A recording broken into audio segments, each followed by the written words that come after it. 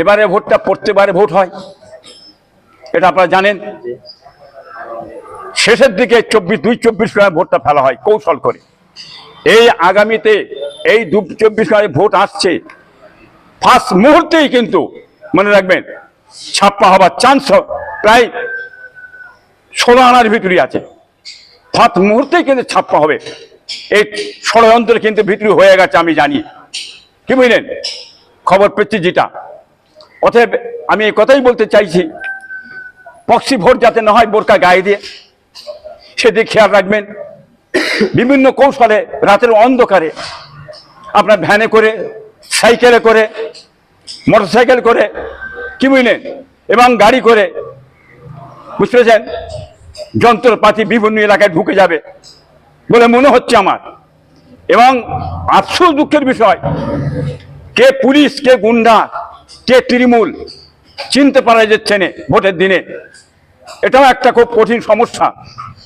যদি কোনো প্রশাসনের গাড়ি করে লেবাস পোশাক প্রশাসনের পিঁধে যদি আমরা উল্টো পাল্টা জিনিস নিয়ে যাই, তাহলে ভোটটা কিভাবে হবে আপনারা বুঝতে পারছেন। তাহলে প্রশাসন যেতে ভাববেন, প্রশাসনের গাড়িটা চেক করবে কে, কি বুঝলেন, এটাও তো চিন্তা ভাববার বিষয় আছে। অতএব আমি বলবো ভোট কমিশনার যিনি আছেন, হ্যাঁ, তিনি খুব কমভাবে যদি সিদ্ধান্ত নেয়, ভোটটা ঠিক মতো বাংলার মানুষ যদি করাতে পারে, মানুষের অধিকারটা যদি ঠিক তারা ফিরে পায়, চিরতরের মতন এই তৃণমূল মুছে যাবে। হ্যাঁ, মানুষ বুঝে ফেলেছে ব্যাপারটা কোথায় গেছে না গেছে। অতএব অনুপ্রত ওই জন্যই বলেছে যে যে ধরনের ভোটটা হয়েছে, এ ভোট আমি কখনই দেখেছি, কথা রাইট অ্যাকসেপ্ট করি আমি কথাটা ওনার। আমরাও কিন্তু এত বয়স হয়ে গেল আমাদের, এ ধরনের ভোট আমরা দেখি না। অতএব বেশি ভোট হয়েছে, অনুব্রত কিন্তু সঠিক কথাটা বলে দিয়েছে। 15 থেকে 16টা সিট হয়তো, হ্যাঁ, মমতা ব্যানার্জি সাহেব পেতে পারেন। অতএব বাংলার মানুষ বুঝতে পারছেন আজ কোথা চলে গেছে, তৃণমূলের লোক নেই।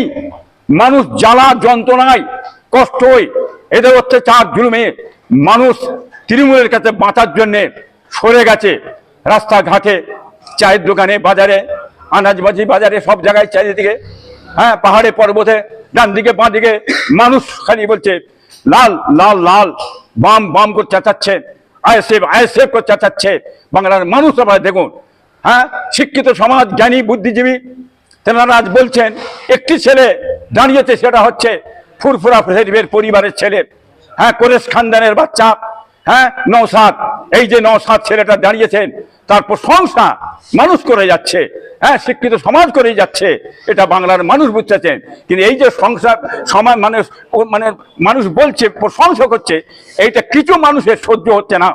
কিছু মানুষের সহ্য তারা সমালোচনা করছে, এটা বাইরের লোকও করছে, আমার ঘরের লোকও করছে, এটা আপনারা বুঝতে পারছেন। অতএব বাংলার মানুষ চাইছে এখন নওশাদকে চাইছে, আইএসএফ চাইছে, বামকে চাইছে। অতএব বাম এলে ইনশাল্লাহ আশা করি চাকরি হবে, শিল্প হবে, কর্ম হবে, কৃষি হবে, মানুষের অধিকার ফিরে পাবে, কি বললেন, 200 দিনের কাজ হবে, আপনার 100 ইউনিট কারেন্ট ফ্রি হয়ে যাবে, পরিবার পিছু 100 করে চাকরি হবে, কি বললেন, আপনারা বুঝতে পারছেন। হ্যাঁ, এটা বাংলার মানুষ আবার ধরে রয়েছেন। জোয়ার কিভাবে চলছে না চলছে, মানুষ পাগল হয়ে নিজের বাঁচার জন্য আজ ময়দানে নেমে গেছেন। হ্যাঁ, সেটা বাংলার মানুষ আপনারা দেখতে পাচ্ছেন। দেখুন, বাংলার মানুষকে আমি বলবো, আপনারা এমন একটা বোতাম টিপবেন না, টিপলে এই বাংলায় চোরেদের দল বেড়ে যাবে, গুন্ডার দল বেড়ে যাবে, তোলাবাজির দল বেড়ে যাবে, রাহাজানি দল বেড়ে যাবে, ঘর ভাঙ চুর, হ্যাঁ, লুট দারাজের দল বেড়ে যাবে।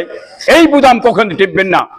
এমন একটা বোতাম টিপবেন আগামীতে ছেলেরা যেন চাকরি পায়, শিল্প পায়, কর্ম হয়, কৃষি হয়, মানুষের অধিকার ফিরে পায়, মানুষ স্বাধীনভাবে বসবাস করতে চায়, কি বুঝলেন। এইটা, হ্যাঁ, এই বোতাম টিপুন, যে বোতাম টিপলে মানুষেরা আজকে নিজের অধিকার ফিরে পাবে, চাকরি পাবে, শান্তির সঙ্গে বাংলায় বসবাস করবে, বাংলা বাঁচবে, দেশ বাঁচবে সন্ত্রাসীদের হাত থেকে। হ্যাঁ, আর আপনার এই দেশ যাতে বাঁচে সেই চিন্তা ভাবনা করে আপনারা বোতামটা টিপবেন, এই কথা আমি বলতে চাই।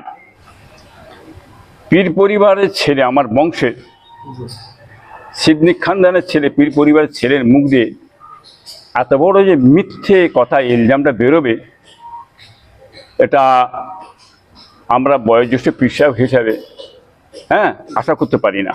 যে কথাটা বলেছে মিথ্যে কথা, ভিত্তিহীন কথা।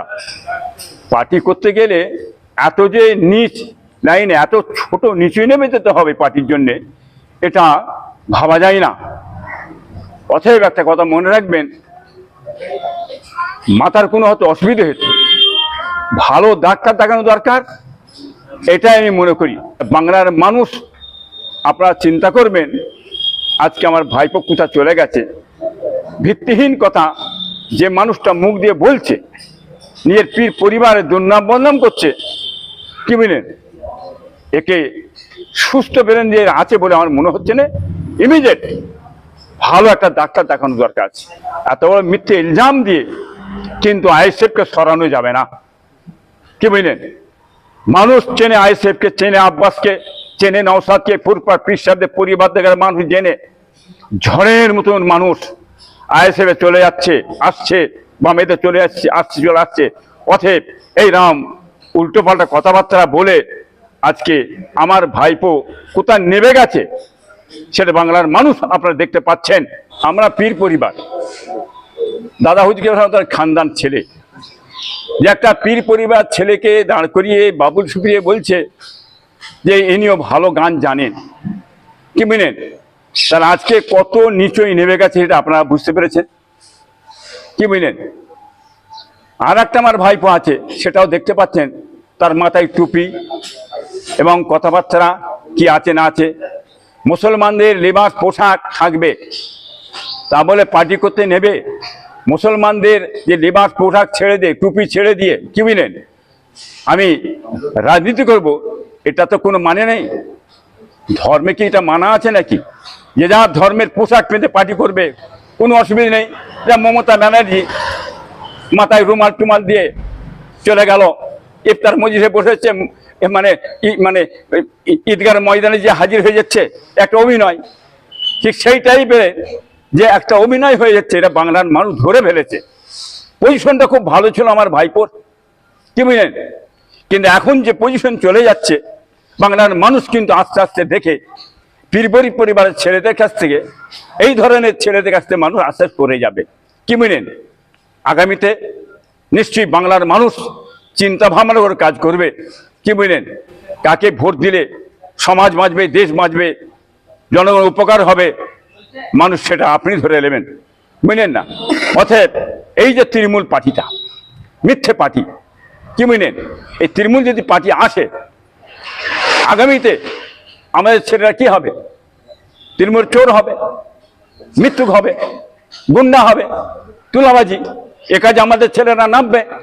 অতএব এই পার্টি এলে কি ক্ষতি হবে সেটা বাংলার মানুষ আপনারা জানেন। অতএব আপনাদের বাঁচতে গেলে এই পার্টি থেকে আপনাদের সরে যেতে হবে, দূরে সরে যেতে হবে। আর এই পার্টি দিয়ে আসে ভয়ঙ্কর ক্ষতি পশ্চিম বাংলার হবে, এটা আমি বলতে চাইছি।